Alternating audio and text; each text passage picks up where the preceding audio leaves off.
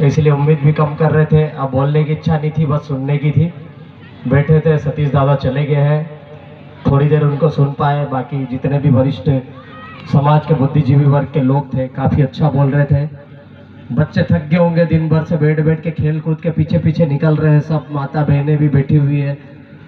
निश्चित रूप से हमारे समाज में ये कमियां देखी हमने कि हमारे लोगों के पास बैठने की क्षमता है लेकिन बैठना नहीं चाहते हैं।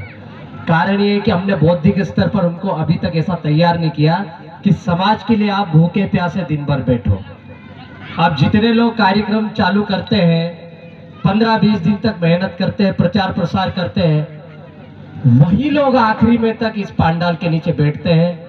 वही लोग दरी बिछाते हैं, वही लोग दरी उठाते हैं, वही लोग फ्लेक्स भी लगाते हैं, यही टेंट भी उठाएंगे और यही स्पीकर घर तक पहुंचाएंगे और आखिरी में सबको सही सलामत घर पहुंचने के बाद कल आपस में बैठ के बात करेंगे। सब वारलू दिया कि हाँ वारलू है, कार्यक्रम वारलू ही है। अब बढ़िया है, तो उन सब के लिए एक बार तालियां बजा दो जो इतनी मेहनत करते हैं। लोग दूर दूर से आते हैं, 200 किलोमीटर, 500 किलोमीटर, 50 किलोमीटर, सब जगह से आते हैं, भाषण देते हैं, बोल के चले जाते हैं, वो अपनी बात है। कार्यक्रम को तैयार करना अपने आप में बहुत बड़ा काम है। हम लोग भी करते हैं, 2014-15 से हम लोग काम कर रहे हैं। उससे पहले जो हमारे बीच में सामने बैठे हैं, भोललाल दादा बैठे हैं और कई वरिष्ठ साथी बैठे हैं, ये काफी समय से काम कर रहे हैं समाज हित में। आप जिनको सुन रहे थे सतीश दादा, वो यहाँ से अभी चले गए हमारे बीच से, लेकिन मैं उनको 2014-15 में सुनता था। तब शायद मध्य प्रदेश में उनके कैडर भी नहीं होते थे और जब मैंने उनको वीडियो सुना तो मेरे अंदर भी एक एनर्जी आई अलग की। मेरे यदि 15-16 के आप वीडियो सुनोगे तो कॉपीज होंगे, पूरे की पूरे कॉपी, हूबहू वही की वही। मैं भी ऐसे गांडू नेता बोलने लग गया था। उसी का कारण है कि मैं सस्पेंड भी हुआ कहीं ना कहीं। तो गलतियां हुई मेरे से भी, मैंने सुधार करने की कोशिश भी की। फिर समय समय के साथ मैंने भी खुद में परिवर्तन किया।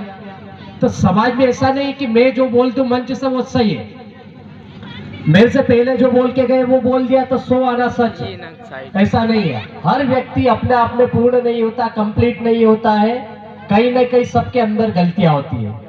अभी बहुत सारे लोग देख रहे होंगे, बहुत बड़ा बड़ा नाम सुना, नीतीश वाला, ये तो पूरे है जरा सा, कहाँ सा है, नौकरी कर रहा, सस्पेंड भी हो गया, नौकरी भी छोड़ दी, ये कैसा है?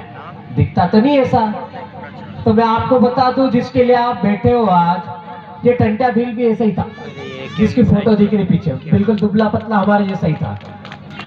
ये सभी लोगों का संघर्ष है कि आज बहुत ही अंदर एक कार्यक्रम हो रहा है, बड़े खैड़े में कार्यक्रम हो रहा है। अक्सर हम लोग देखते हैं बड़े बड़े कार्यक्रम कहाँ होते हैं, बाजार में होते हैं, मंडी प्रांगण में हो रहे हैं, किसी ग्राउंड में हो रहे हैं, किसी गार्डन में हो रहे हैं, किसी ऑडिटोरियम में हो रहे हैं। लाखों रुपए पैसा खर्च करके लाखों लोगों को लाया जाता है, बड़े बड़े भाषण दिए जाते हैं, एलईडी लगती है, सब्जी पूड़ी भी मिलती है, सारी व्यवस्था रहती है, आपको लाने से ले जाने तक की पूरी व्यवस्था रहती है। लेकिन जब समाज के कार्यक्रम की बात आती है तो कोई व्यवस्था नहीं रहती है। जो नीचे बैठे लोग रहते हैं, ये लोग पहले दिन से काम करते हैं, भूखे प्यासे दिन भर भटकते हैं, 10 रुपए, 50 रुपए, 100 रुपए, 500 रुपए चंदा इकट्ठा करते हैं, बड़ी मुश्किल से आयोजन करते हैं और उसके बाद में शासन प्रशासन का विरोध झेलना पड़ता है। तब जाके बड़े खेड़े में इतनी बड़ी सभा होती है। आपने बहुत बढ़िया कार्यक्रम किया, आपने देखा बहुत छोटी सी मूर्ति स्थापित की आपने, तो ये कहने को बहुत छोटा गाता है, आपकी नजरों में हो सकता है कि वो इतनी बड़ी मूर्ति है, लेकिन ये गाता छोटा मोटा नहीं है। ये जिस्म हम मानव की, जिस धरती आबा क्रांति सूर्य भगवान को जिसको हम बोलते हैं, उस बिरसा मुंडा की मूर्ति आपने स्थापित की है। वो मामूली आदमी नहीं है, एक मामूली इंसान जैसे हम पैदा हुए, आप सब पैदा हुए, वैसा ही वो भी एक मामूली इंसान था। एक आम इंसान से भगवान बनने की कहानी ये फोटो में जो दिख रहा है ना, आधे कपड़े वाला, पगड़ी पहन के, हाथ में बड़ा सा लकड़ा ऊपर लेके बैठा है, खड़ा है, तो ये आम इंसान से, आम बच्चे से भगवान बनने की कहानी है भगवान बिरसा मुंडा। 25 साल की उम्र में हम लोग क्या समझ पाते हैं? कुछ नहीं समझ पाते हैं। आजकल जिम्मेदारियों की बोझ तले हम लोग गुजरात जा रहे मजदूरी करने के लिए, महाराष्ट्र जा रहे करने के लिए, कोई इंदौर जा रहा है, कोई भोपाल जा रहा है, बाहर जाके मजदूरी कर रहे हैं, मजबूरी है। ये 25 साल की उम्र में हो रही। लेकिन उस समय 25 साल की उम्र में ये व्यक्ति हमारे लिए शहीद हो गया।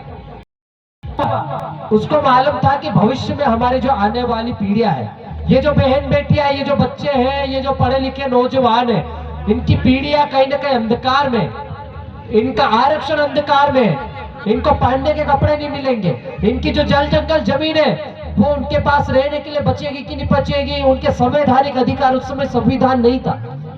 उस समय उन व्यक्ति ने संघर्ष करके आपके लिए, अभी जैसे सतीश दादा बोल के गए कि लैंड एक्विजिशन एक्ट, जिसको बोलते हैं हम भूमि संपादन अधिनियम, 1898 में पारित करवा दिया। किससे करवाया? अंग्रेजों से करवाया। ये जो टंट्या भील है, 4 दिसंबर की उनकी शहादत दिवस आ रही है। इनकी पाताल पानी में एक मजार है, वहां पे ट्रेन रुकती है, 2 मिनट का सलामी देती है, वहां पर अगरबत्ती लेती है, उसके बाद जाती है। विश्व में कोई ऐसा व्यक्ति नहीं है जिसके लिए कोई बस रुकती है, कोई ट्रेन रुकती है, कोई व्यक्ति रुकता है और अगरबत्ती लगाकर जाता है। लेकिन इसी क्षेत्र का है, इसी धरती का ये कर्मस्थली है उस टंट्या भील की। उस टंट्या भील को देखो, सोचो, विश्व में पूजा जाता है। उन्हें 10 नवंबर उस समय, अभी 10 नवंबर 2-4 दिन पहले गए, 10 नवंबर 1889 को ब्रिटिश इंडियन पेपर में, न्यूयॉर्क ऑफ टाइम्स में, उस समय पेपर में एक खबर लगी कि टंट्या भील, हु टंट्या भील, कौन Tantya Bhil? Indian robin hood Tantya Bhil. उस समय उपलब्धि मिली 1889 में। अब सोचो, आजकल हम इतना बड़ा कार्यक्रम करते हैं तो भी पेपर वाले नाम नहीं छापते हैं, खबर नहीं छापते हैं। लेकिन 1889 में टंट्या भील को पकड़ा था, यहां पकड़ा, मध्य प्रदेश में पकड़ा, जबलपुर की मजार में ले जाया गया, सॉरी जेल में ले जाया गया, जहां पर उनको फांसी दी गई। और पेपर में कौन सी खबर लगी? न्यूयॉर्क टाइम्स में। और वहां पर उन्होंने क्या बोला? Indian robin hood. Robin hood का मतलब आप समझते हो? दलितों के, वंचितों के, मजदूरों के, शोषितों के, गरीबों के मसीहा, भगवान। वो उपलब्धि किसने दी? अंग्रेजों ने दी, आदिवासियों ने नहीं दी, यहाँ के सरकारों ने भी नहीं दी। सतीश दादा भी बोल के गए कि आज भी टंट्या भील का नाम क्रिमिनल टाइप्स में लिखा गया है। क्रिमिनल टाइप्स मतलब ये जमानती, जो हमारी जो जमात है वो मुजरिम है, हम लोग पैदाशी मुजरिम है, आदिवासी पैदाशी मुजरिम है, ऐसा सरकार भी सोचती है, उस समय अंग्रेज सोचते थे। और उसी का कारण था कि इन्होंने 1871 में बड़ा कानून बनाया था कि अंग्रेजों के दर पर जाना पड़ता था, उनकी चौकियों पे जाना पड़ता था। हमारी बहन बेटियों को, हमारे व्यक्तियों को जो भी आंदोलन में भाग लेते थे, रोज वहां पर जाके सलामी देनी पड़ती थी, हाजिरी देनी पड़ती थी। बहन बेटियों का हमारा शोषण होता था। तो ये मामूली बात नहीं थी। उस समय उस व्यक्ति ने यार भूखे प्यासे रहकर, लड़ाई करके, संघर्ष करके आज हमारे को ये कपड़े पहनने लायक बनाया। आपने सुना होगा 1876, 77, 78 में बहुत बड़ा अकाल पड़ा था। डाले डाले आज भी हमारे गांव में बोलते थे, और सुन खतरनाक कल आवलू करके, सूखा पड़ा था, पहनने को कपड़े नहीं, हड्डियां हमारी स्पष्ट दिख रही थी। 2-2 दिन में, 3-3, 4-4 दिन में, हफ्ते भर में एक टाइम का खाना मिलता था। खाना जब अनाज खत्म हो गया तो हमारे लोग फल फ्रूट खाने लग गए, बेर खाने लग गए, वो भी खत्म हो गया तो पेड़ों के छाले खाने लग गए। ऐसी परिस्थिति में हमारे लोगों ने संघर्ष किया। 1 करोड़ लगभग लोग मरे थे उस समय। 1876 की बात बता रहा हूं। उस समय अंग्रेजी शासन काल था और जो खंडवा क्षेत्र में टंट्या भील का जो कार्यस्थल था, कर्मभूमि थी, वहां पर जितने भी साहूकार लोग थे, हिम्मत पटेल जैसे बड़े बड़े लोग थे जिनके खजाने भरे हुए थे, वहां पर टंट्या भील ने फिर बाद में सोचा कि यार ये हमारे लोग भूखे प्यासे मर रहे हैं और ये लोग हमारा साहूकार लोग शोषण कर रहे हैं, हमारी बहन बेटियों के रकम गिरवी पड़ी हुई है, जमीनें गिरवी पड़ी हुई है, अनाज के गोडाउन भरे हुए, सब क्या रातम रात छापे मारने चालू किए, अनाज निकाला। अंग्रेजों की भी जितनी भी बोगियां जाती थी, ट्रेनें जाती थी, बैलगाड़ियों में वो अनाज भर के जाता था, सब लूटा, सब छीना और सब गरीबों में बांटा गया।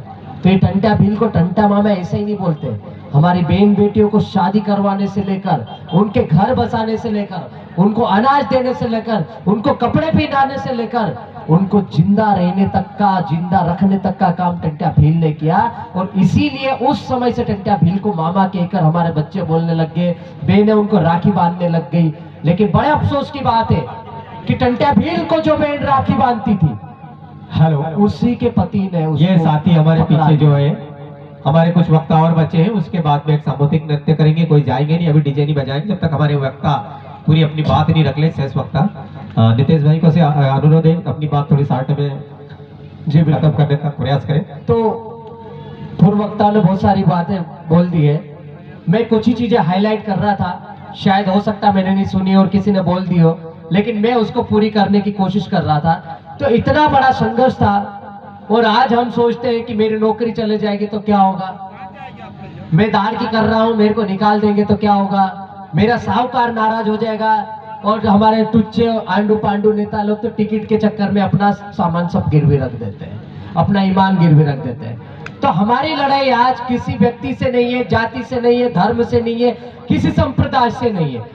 हमारी लड़ाई सिर्फ और सिर्फ आदिवासी विरोधी उन लोगों से है जो आदिवासियों को निपटाना चाहते हैं, जो आदिवासियों को खत्म करना चाहते हैं, जो हमारी संस्कृति सभ्यता परंपरा को खत्म करना चाह रहे हैं। इसीलिए हमारी बहन बेटियों को हम लोग तैयार करके लाते हैं, समाज के कार्यक्रम में नचवाते भी हैं, ताकि लोगों को पता चले कि हमारी संस्कृति ये है।